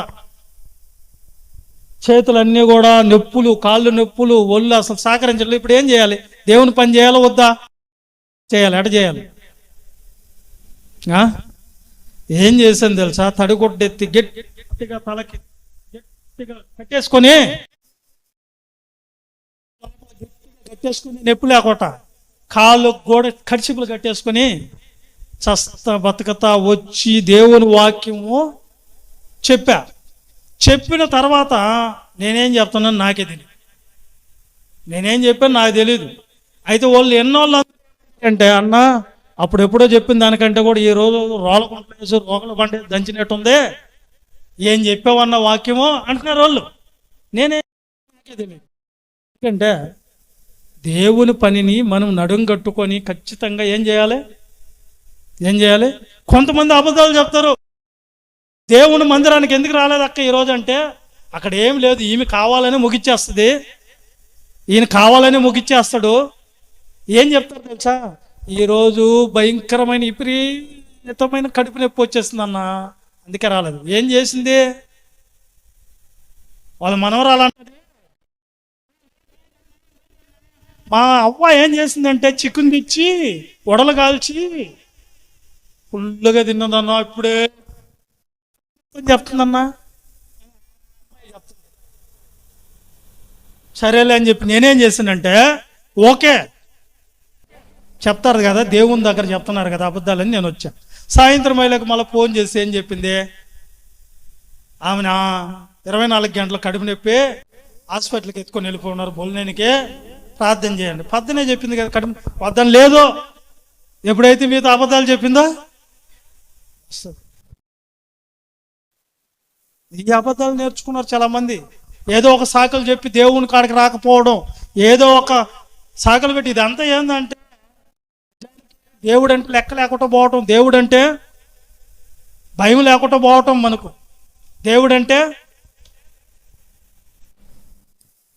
దేవుని మీద ప్రేమ లేకుండా పోవటానికి కారణాలు అయ్యే. అందుకే నేను చెప్పేది ఏంటంటే, మీకు పరీక్ష వచ్చింది, పరిశోధిస్తున్నాడు దేవుడు. పరీక్షించేటప్పుడు మనం ఎలా ఉండాలి? యోబు అన్నాడు, నేను నడుచు మార్గం అంతా కూడా ఆయనకి తెలుసు, నన్ను శోధిస్తే నేను ఎలా మారిపోతాను? సువర్ణం, ఇంకా పర్ఫెక్ట్గా బతుకుతా దేవుడి కోసం. శోధనలు వచ్చినప్పుడు ఇంకా పరిశుద్ధంగా, శోధనలు వచ్చినప్పుడు ఇంకా దేవుని కోసం మెరుగుగా, దేవుని కోసం దేవుని ప్రార్థన ఇంకా బాగా చేస్తాం. అప్పుడు ఎప్పుడైతే శోధనలు వస్తాయి అప్పుడే బైబిల్ ఎత్తుకుని మనం కదలాలి దేవుని కోసం. ఎప్పుడైతే మన శ్రమలు, కష్టాలు, ఇబ్బందులు ఇరుకులేత అప్పుడే దేవుని గురించి చెప్పాలి. నువ్వు దేవుని పని చేయాలి, దేవుని కోసం ముందడిగేయాలి. అప్పుడే మనం వెళ్ళాలి దేవుని కోసం బైబిల్ ఎత్తుకొని. ఏమి లేనప్పుడే దేవుణ్ణి ఘనంగా చెప్పాలి. ఏమి శోధనలో, ఎన్ని శోధనలు వచ్చినా కానీ ఘనంగా మనము దేవుణ్ణి ఆరాధించుకోవాలి. ఆ రోజు ఏమి ఇచ్చినా, ఏమున్నా, ఏమి లేకపోయినా, నువ్వున్నావు నాకు చాలయ్యా. ఈ శోధనలో, ఈ కష్టాల్లో, ఈ బాధల్లో, ఈ ఇబ్బందుల్లో, ఈ ఇరుకుల్లో కూడా నువ్వు ఉన్నావనే ఒక్క ధైర్యంతో ఆరాధించుకుంటున్నా. నాకు ఏమున్నా, ఏమి లేకపోయినా కానీ నాకు ఏ చింత లేదు, ఏ బాధ లేదు. నాకు నువ్వున్నంత వరకు, ఉన్నంత వరకు నాకు కొద్దివేంటి? నా విమోచకుడు సజీవుడు, నా విమోచకుడు సజీవుడు. ఆయన సజీవం కలిగిన దేవుడు. ఆయన నేను పడే ఏ బాధ అయినా, ఏ కష్టమైనా, ఏ ఇబ్బందులైనా, ఏ ఇరుకులైనా, ఏ శోధనలైనా కానీ నన్ను ఏమి చేయలేవు. దేవుని దగ్గర నుంచి నన్ను ఆపలేవు. దేవుడి దగ్గరికి వెళ్ళనివ్వకుండా, దేవుని పని చేయనివ్వకుండా నన్ను ఎవ్వరు అడ్డుకోలేరు. నా శోధనలా అయినా సరే దేవుని కోసం బతకతా. కన్నీళ్ళ, కడగండ్లా, ఇబ్బందులా, ఇరుకులా, ఆర్థిక సహాయం లేదా, ఆర్థిక ఇబ్బందులా అయినా సరే నేను దేవుని కోసం బతకతా. ఏం చేయాలా? నేను వెళ్ళే మార్గము నా యేసుకే తెలియును, శోధింపబడిన మీదట నేను సువర్ణమై మారెదను. హల్లెలూయా, హల్లెలూయా, హల్లెలూయా. దేవుని కోసం ప్రభువులో నిలబడాలి. నువ్వు ఒకప్పుడు నువ్వు అనుకుంటున్నావు, ఈరోజు నువ్వు బతుకున్నావంటే కారణం దేవుడు. ఈరోజు నువ్వు బతికి బట్ట కడుతున్నావంటే, నువ్వు నీ నాసిక రంధ్రాల్లో శ్వాస నిశ్వాసాలు ఆడుతున్నాయంటే, నీవు ఈ రోజున దేవుని సన్నిధిలో ఎలా ఉన్నావంటే దానికి కారణం దేవుడు. నీ బంధువుల దగ్గరికి వెళ్తున్నావు, నువ్వు దేవుణ్ణి వదిలేసి. నీ రక్త సముద్రం అని చెప్తున్నావు, దేవుణ్ణి వదిలేసి. నీ శరీరాన్ని చూసుకుంటున్నావు, దేవుణ్ణి వదిలేసి. ఫంక్షన్లు అంటున్నావు, పెళ్ళిళ్ళు అంటున్నావు, ఇవి చూసుకుంటున్నావు దేవుణ్ణి వదిలేసి.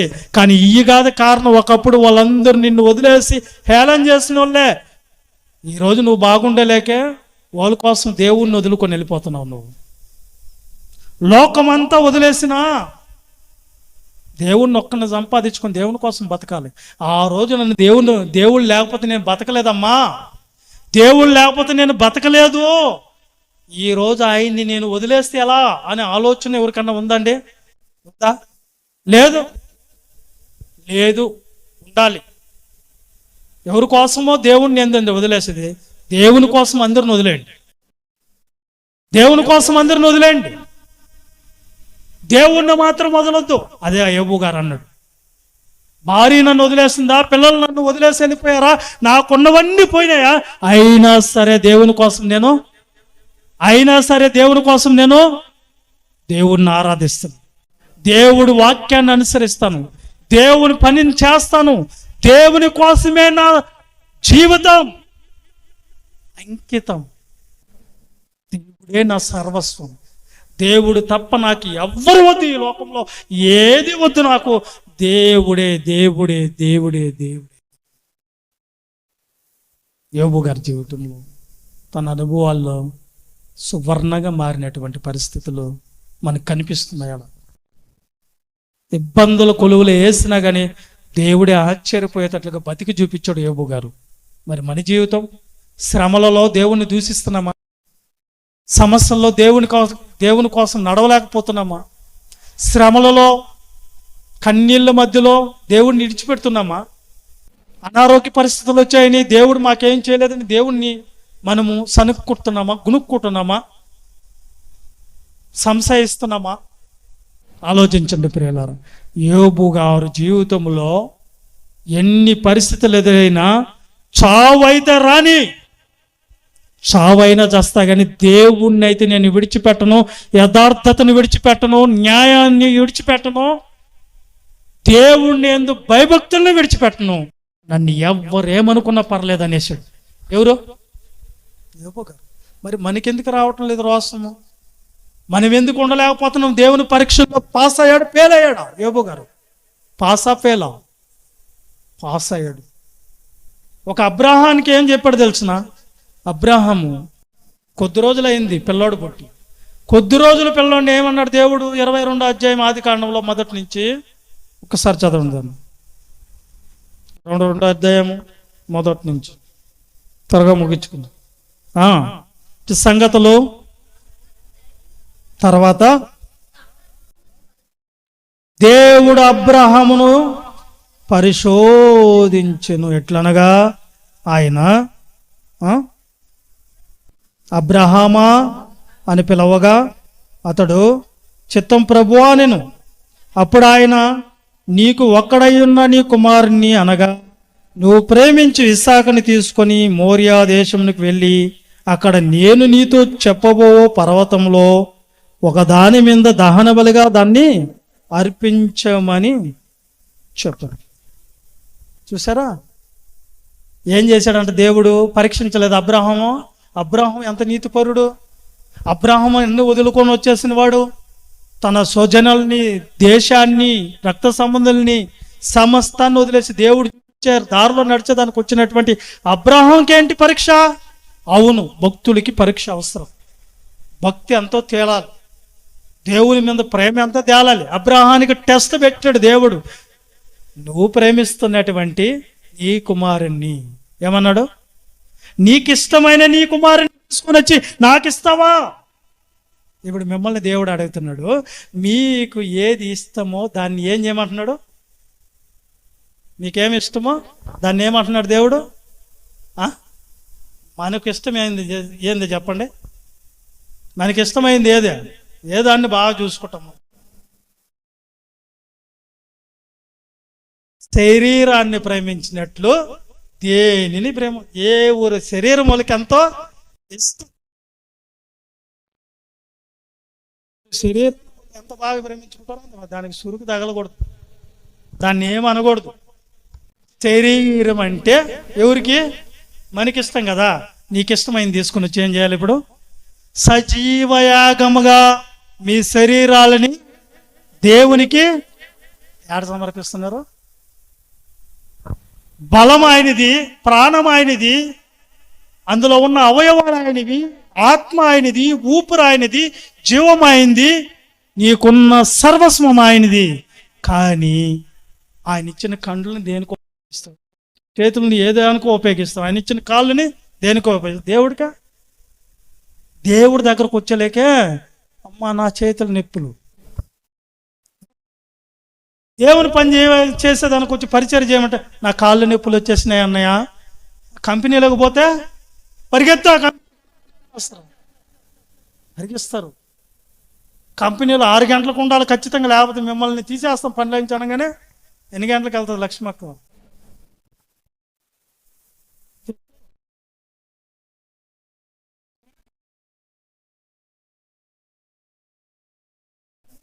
ఎన్ని గంటలకు వస్తావా?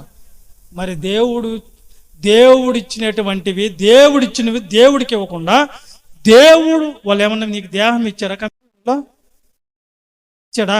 వీళ్ళే. ఎవరికి అర్పిస్తున్నావు శరీరాన్ని? ఎవరికి ఇస్తున్నావు? నీకు ఇష్టమైన శరీరాన్ని ఎవరికి ఇవ్వాలి?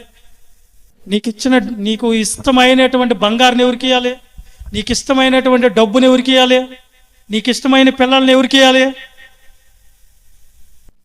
దేవుని సేవకు సమర్పించేసి నీ బిడ్డనంటే, అమ్మా నేను ఎందుకు ఇస్తాను అన్నారు కొంతమంది. ఎందుకు ఇవ్వు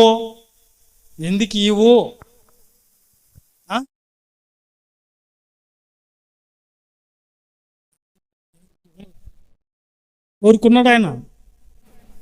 పరీక్షించి తెలుసుకుంటున్నాడు. ఇస్తాడయ్యాడు అబ్రహాం, నాకు ఇస్తాడయ్యాడా? మీకు కూడా ఇచ్చి చూస్తాడు దేవుడు, గుర్తుపెట్టుకోండి. అబ్రహాము అందుకే విశ్వాసాలకి తండ్రి అయ్యాడు. యోబు గారి జీవితంలో రెండంతలుగా మళ్ళా దేవుని దగ్గర నుంచి పొందుకున్నాడు. రెండంతల దేవుళ్ళు మళ్ళీ పొందుకున్నాడు. దేవుడు ఇచ్చాడంటే ఇచ్చాడు. ఎందుకో ఇచ్చాడు? ఆయన పరిశోధించింది. ఎందుకంటే ఉన్నతమైన స్థితిలోనికి తీసుకోపోయేదానికే. నీకు ఒక పరీక్ష ఉంటుంది, ఆ పరీక్షలో నువ్వు నిలబడాలి. సేవకులు తిడతారు, సేవకులు ఏదో ఒక మాట కూడా అంటారు, మనం ఏం చేయాలి?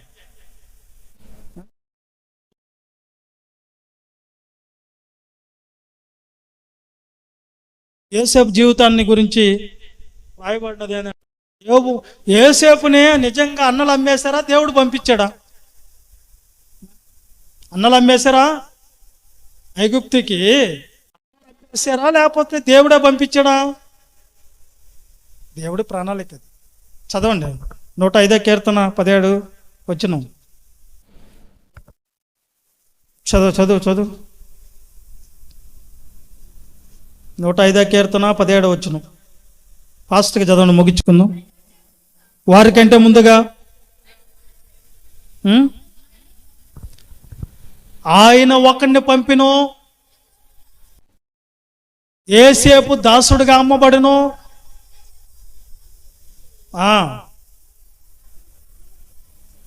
ఇనుము అతని బాధించును.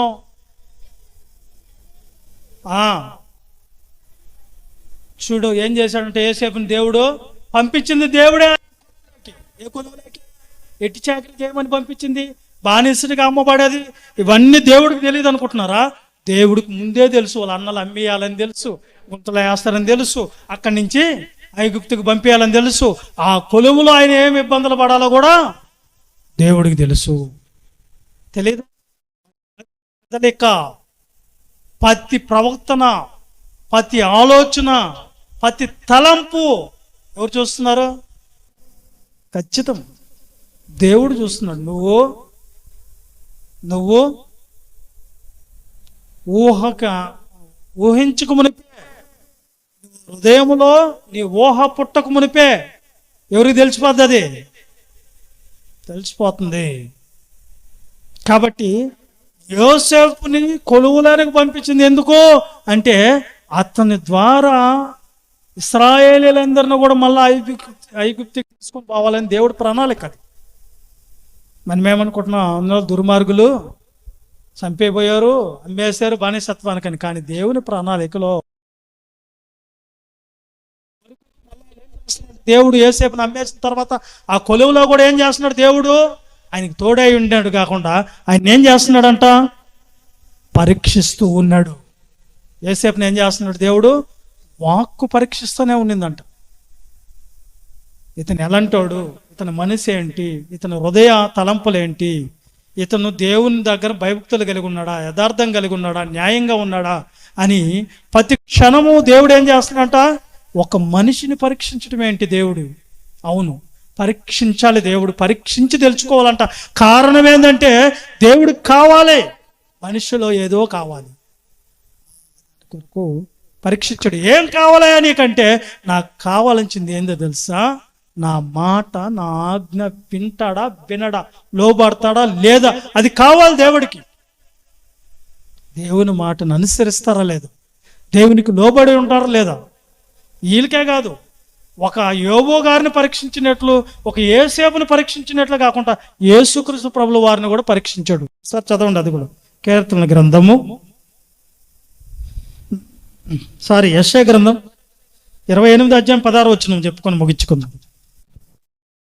28వ అధ్యాయం యెషయా గ్రంథం 16వ వచనం. ప్రభువగు యెహోవా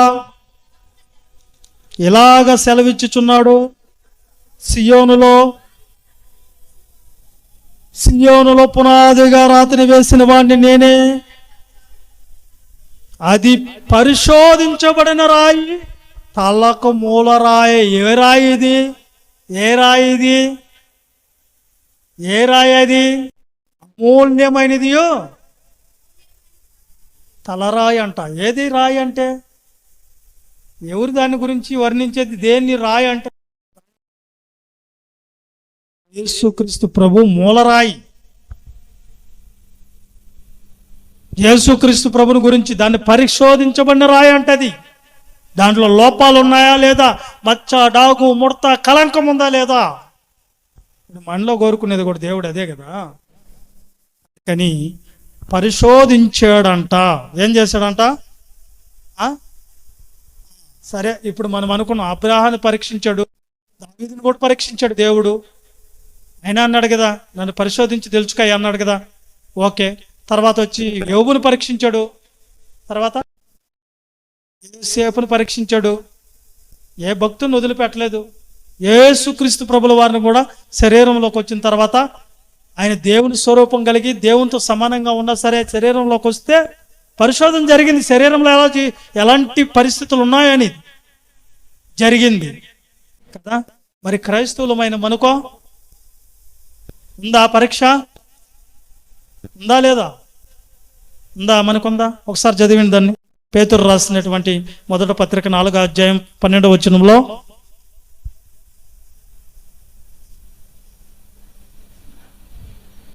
మొదటి పేతురు 4వ అధ్యాయం 12వ వచనం,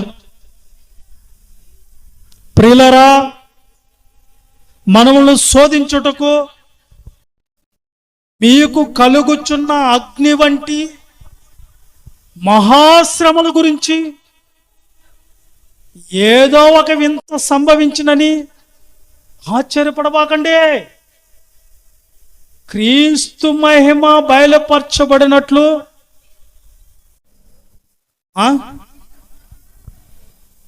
మీరు మహానందముతో సంతోషించు నిమిత్తము క్రీస్తు శ్రమలలో మీరు పాలిన వారై ఉన్నంతగా సంతోషించండి.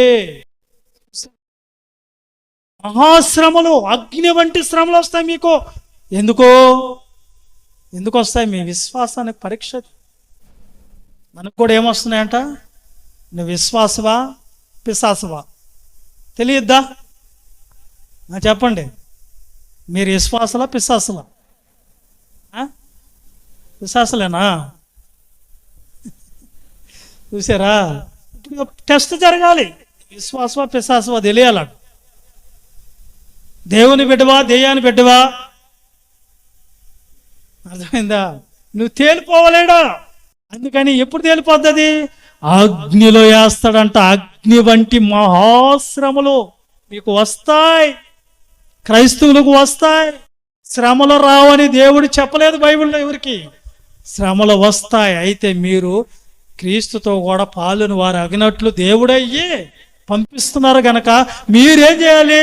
మహదానందముతోనూ సంతోషించండి.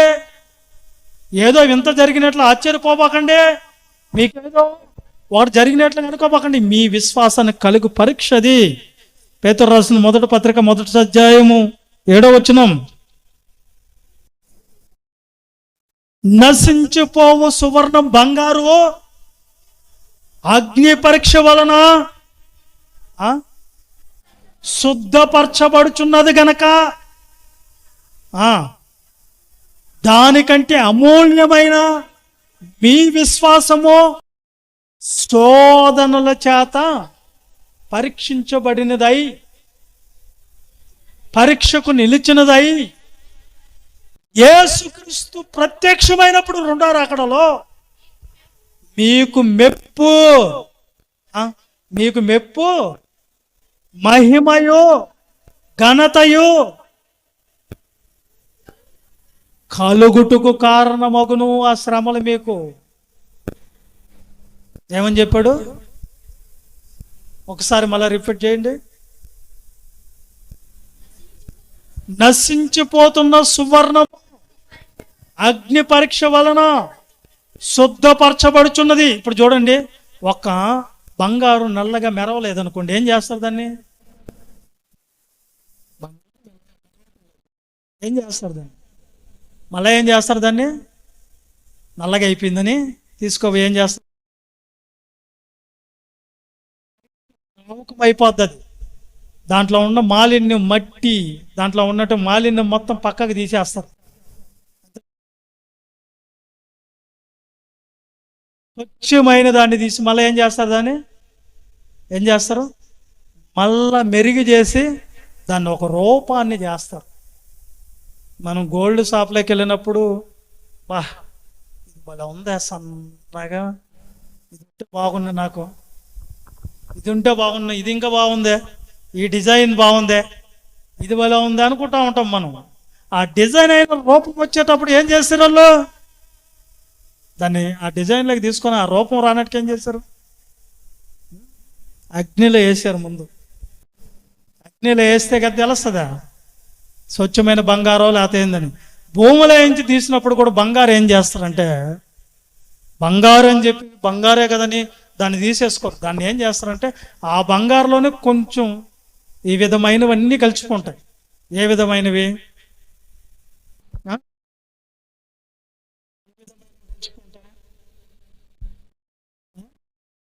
రాగి ఉంటుంది, ఇనుము ఉంటుంది, వెండి ఉంటుంది. ఇవన్నీ తీసేస్తే 1000 డిగ్రీల్లో దాన్ని వీట్ చేస్తే ఇప్పుడు బంగారు ప్యూర్ గోల్డ్ అనేది బయటకు వస్తుంది. అర్థమైంది కదా మీకు? అర్థమైందా? కాబట్టి 1000 డిగ్రీలు అనే దాంట్లో దాన్ని వీట్ చేయాలి. మనం ఎంత హీట్ తట్టుకోగలుగుతుంది మన బాడీ? వేడి నీళ్ళు పోసుకుంటున్నాం అనుకోండి, వేడి నీళ్ళు ఎంత వేడి తట్టుకోగలదు? 40, 49. గోరువెచ్చగా ఉంటే 30, 49, 50 దాటితే ఇంకా 60కి వెళ్ళిందంటే అమ్మో కాలిపోతున్నాయంట. కానీ 1000 డిగ్రీల్లో అది ఏం చేయాలి? కాలితేనే బంగారు అనేది బయటకు వస్తుంది అన్నప్పుడు, ఇప్పుడు మనల్ని ఇబ్బందుల కొలువుల్లో ఎన్ని డిగ్రీల్లో పెట్టాలి ఇప్పుడు దేవుడు?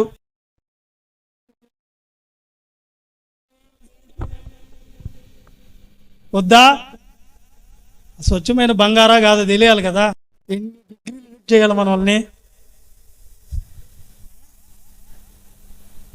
చెప్తారా లేదా? కరగాలి. ఏంది శ్రమలు వచ్చినాయి తగ్గిపోతున్నావు, తగ్గిపోవాలి. ఏంది బాధలు వచ్చినాయి, ఇబ్బందులు వచ్చినాయి, తగ్గిపోవాలంటే ఏం చేయాలి? తగ్గిపోవాలి. కరిగిపోతున్నాం శ్రమలకి, కష్టాలకి, బాధలకి కరిగిపోతున్నాం. కానీ నా ఆత్మ ఏమైపోతుంది? శుద్ధ సువర్ణం అయిపోతుంది. నా అంతరంగం ఏమైపోతుంది? శ్రమలలో మంచిగా మారిపోతుంది. నా మనసు ఏమైపోతా ఉంది? నా మనసు ఏమైపోతా ఉంది? ఇంకా బాగా దేవుని కోసం బతకాలనిపిస్తుంది. అందుకే దాన్ని ఏం చేస్తుంది? అగ్ని పరీక్ష. పరీక్షలేంది ఇప్పుడు? ఇబ్బందుల కొలువులో పరీక్షలేంది మనకు? శ్రమలో, సమస్యలు, కష్టాలు, ఇబ్బందులు, అనారోగ్య పరిస్థితులు. ఏమ్మా అర్థమైందా? అనారోగ్య పరిస్థితులు అర్థమవుతున్నాయి మీకు? అనేక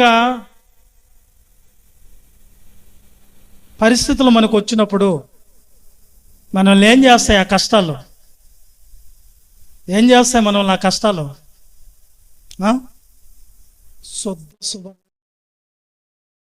కష్టాలు వచ్చే కొంది మనం దేవుని విడిచిపెట్టి, బాధలు వచ్చే కొంది, సమస్యలు వచ్చే కొంది వెళ్ళిపోకూడదు అన్నమాట. అర్థమైందా మీకు? మీరు యేసుక్రీస్తు ప్రత్యక్షమైనప్పుడు మనకు మెప్పును, మహిమయు, ఘనత కలిగినట్లు మనకి ఈ శోధనలు, ఈ కష్టాలు, ఈ శ్రమలు అవసరం. అవసరమా కాదండి? అవసరమా? అవసరమేనా కాదా? అవసరం లేదా? అవసరం. ఒక రూపం మిమ్మల్ని తీసుకురావాలి, క్రీస్తు రూపం లేక మిమ్మల్ని తీసుకురావాలి. ఏం చేయాలి? రూపం రావాలంటే ఏం చేయాలి మిమ్మల్ని?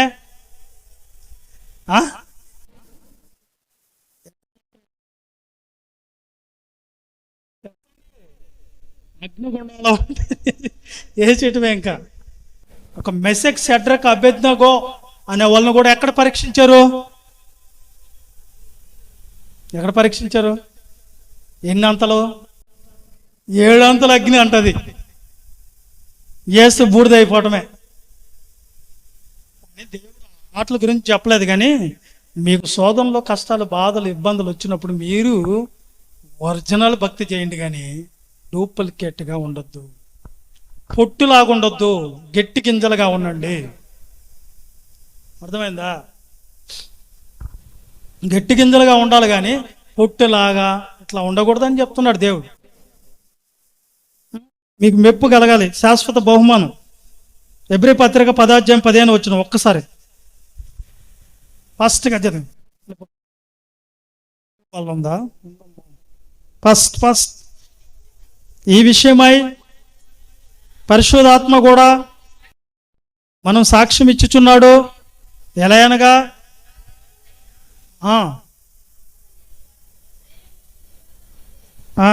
35 10 వచనం, 10వ అధ్యాయం 35వ వచనం, 16 కాదు 35వ వచనం చదువు. 10వ అధ్యాయం 35వ వచనం. కాబట్టి మీ ధైర్యమును విడిచిపెట్టకూడి, దానికి ప్రతిఫలంగా గొప్ప బహుమానం కల దేవుని చిత్తమును నెరవేర్చిన వారై వాగ్దానం పొంది నిమిత్తము మీకు ఓర్మి అవసరమై ఉన్నది. ఇంకా కాలం కొంచెంగా ఉన్నది. వచ్చుచున్నవాడు ఆలస్యం చేయక వచ్చుచున్నాడు.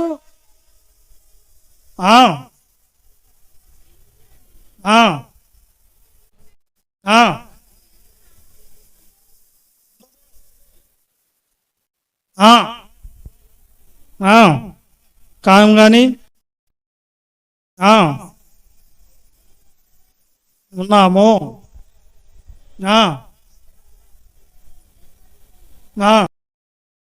చాలు. మీకు అర్థమైంది? ఇప్పుడు అర్థమైందా? క్రీస్తు ప్రభువులో మీరు ధైర్యం వెనక్కి తీయబాకండి. చెయ్య దేవుని దగ్గరకు వచ్చేస్తారా, చావో బ్రతిక దేవునిలో ఉండిపోవాలి. కష్టాలైన, బాధలైన, ఓర్పు తెచ్చుకోండి. దేవుడు ఏం చేస్తాడు? మీకు గొప్ప బహుమానాన్ని సిద్ధపరచున్నాడు. మీ శ్రమలు, పౌలు గారు అంటాడు, నాకంటే శ్రమలు పడిన ఏమాత్రము తీసేయదగిన వాడిని కాదు నేను. వాళ్ళందరికంటే శ్రమలు పడ్డాను. క్రీస్తు అడుగు జాడల్లో నడుచుకున్నాను. ఆయన శ్రమల గురించి చెప్తే అసలు జరగవు. ఆయన ఎంత శ్రమలు పడ్డాడు? దేవుణ్ణి వదిలిపెట్టాడా? ప్రభువుని విడిచిపెట్టాడా? ఎన్ని కష్టాలు, అవమానాలు, కష్టాలలో కూడా ఏం చేశాడు ఆయన? ఏం చేశాడు? విడిచిపెట్టాడా? ప్రార్థన మానుకున్నాడా? దూరంగా వెళ్ళిపోయాడా? ఏం చేశాడు? చెప్పండి, ఏం చేశాడు? ఎన్ని కష్టాలు ఆయనకి? ఒక్కసారి చదివి ముగిచేస్తున్నా. ఆయన కష్టాలు చదవండి. ఎక్కడది? కొరింథీయులకు రాసిన పత్రిక, కొరింథీ పత్రిక 11వ అధ్యాయము. ఇదేనా?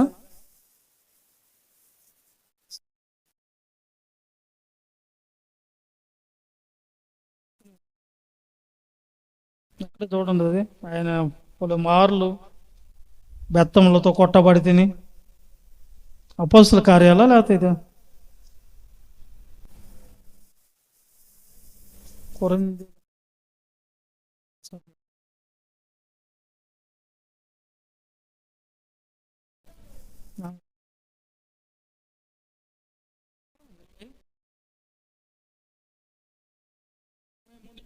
సరే,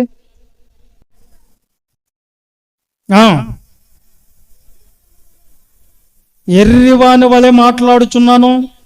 నేనును మరి ఎక్కువగా క్రీస్తు పరిచారకుడును, మరి విశేషంగా ప్రయాసపడితిని.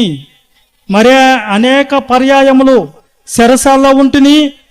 అపరిమితంగా దెబ్బలు తింటిని, అనేక మార్లు ప్రాణాపాయాలలో ఉంటిని, యూదుల చేత 5 మార్లు ఒకటి తక్కువ 40 దెబ్బలు తింటిని, ముమ్మారు బెత్తములతో కొట్టబడితిని. ఒకసారి రాళ్లతో కొట్టబడితిని, ముమ్మారు ఓడ పగిలి ప్రయాసపడితిని, ఒక రాత్రి పగులు సముద్రంలో గడిపితిని, అనేక పర్యాయములు ప్రయాణాల్లోనూ, నదుల వలనైనను ఆపదల్లోనూ, దొంగల వలనైన ఆపదల్లోనూ, నా సోజనుల వలనైన ఆపదల్లోనూ, అన్ని జనుల వలనైన ఆపదల్లోనూ, పట్టణములోను ఆపదల్లోనూ, అరణ్యములో ఆపదల్లోనూ, సముద్రములోను ఆపదల్లోనూ, కపట సహోదరుల వలన ఆపదల్లో ఉంటిని. ప్రయాసంతోనూ కష్టముతోనూ, తరుస్సుగా జాగారములతోనూ, ఆకలి దప్పుకలతోనూ, తరుస్సుగా ఉపవాసములతోనూ, చలితోనూ, దిగంబరత్వముతోనూ ఉంటిని. ఇంకొను చెప్పవలసినవి అనేకములు ఉన్నవి. ఇవేగాక సంఘములన్నిటిని గురించిన చింత కలదు. జరిగితే మనం ఉంటామా దేవుని దగ్గర? అసలు ఎప్పుడో మూటామూడు తినే వద్దని వెళ్ళిపోతాం లేదా? చెప్పండి అమ్మా, వెళ్ళిపోదామా? ఎప్పుడో మూటామూడు చదువుకొని వెళ్ళిపోతాం. కానీ ఆయన ఏం చేశాడంట? దెబ్బలు తింటున్నాడు, దేవుని బైబిల్ని విడిచిపెట్టలేదు. నిందల పాలవుతున్నాడు, దేవుణ్ణి మర్చిపోలేదు. ఎన్ని కష్టాలు, ఎన్ని నిందలు, ఎన్ని అవమానాలు, దిగంబరత్వంతో ఉన్నాడంట, జాగారాలతో, ఆకలి దప్పుకులతో, ఎన్ని అపాయాల మధ్య అంచుల్లో నడుచుకుంటా కూడా దేవుణ్ణి విడిచిపెట్టలేదు, ప్రభువుని విడిచిపెట్టలేదు, ప్రభు సేవని అస్సలు విడిచిపెట్టలేదు. చిన్న సమస్యకే విడిచిపెట్టేస్తావే నువ్వు ప్రభుని. ఇప్పుడు పౌలు గారు ఏమన్నాడు? దీనంతటకు కలిగిన బహుమానం నా కోసం సిద్ధంగా ఉన్నది, నీతి కిరీటాన్ని దేవుడు ఇవ్వబోతున్నాడు నాకు. జయించిన వానికి సింహాసనం ఇవ్వబోతున్నాడు, అక్కడ జీవ కిరీటాన్ని ఇవ్వబోతున్నాడు దేవుడు నాకు అక్కడ. ప్రయాస. ఇలాంటి వాళ్ళని చూసినప్పుడు దేవుడు పరలోకం నుంచి సంతోషిస్తాడు. మనలాంటి చూసినప్పుడు ఏం చేస్తాడు? మనలాంటి వాళ్ళని చూసి ఎందుకు వచ్చారు బాబు ఇలాంటి వాళ్ళ అసలు అనుకుంటారట. కాబట్టి చెప్పేది ఏంటంటే, మిమ్మల్ని ఇబ్బందుల కొలువులో పెట్టేది మాత్రం దేవుడే. కారణం ఏంటంటే, నువ్వు సువర్ణంగా మార్చబడాలి, స్వచ్ఛమైన భక్తి నీలో కనిపించాలి, స్వచ్ఛమైన మనసు, స్వచ్ఛమైనటువంటి ఆలోచనలు నీలో ఉండాలని దేవుడు కోరుకున్నాడు పిల్లలారా. ఇందుకే ఏదైనా పరీక్షల్లో ఏం చేస్తుందా? పరీక్షలో ఏం చెప్పాను సబ్జెక్ట్ పేరు? మర్చిపోయారా? ఏం అర్థం కాదు. పరీక్ష లేకపోతే ప్రమోషన్ లేదు మనకు. ఇప్పుడు ప్రమోషన్ ఏంటంటే, మనకంతా ఈ శ్రమలన్నిటికి కలిగిన బహుమానము దేవుడు ఖచ్చితంగా ఇస్తాడు. ఇవన్నీ లోకంలో ఉన్నాయన్నీ మనకు రానివి, శాశ్వతం కానివి. మనం శాశ్వతం కానోళ్ళం ఇక్కడ. కానీ దేవుడి దగ్గర పొందుకోండి, మీకు శాశ్వతం ఆపర్, మీకు భరోసా ఇచ్చేశాడు. మెప్పు, మహిమ, ఘనత క్రీస్తు ప్రభు రాకడలో మనకుంది. మన శ్రమలు ఇవన్నీ కూడా ఎన్న తగినవి కాదు. పరలోకములో మనకి ఇవ్వబోయే బహుమానాలు ఎప్పటికీ శాశ్వతాలు.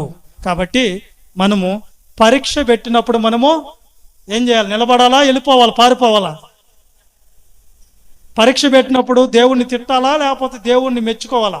దేవుడా, నువ్వు నాకు ఈ విధంగా ఇచ్చినందుకు స్తోత్రం అని చెప్దామా?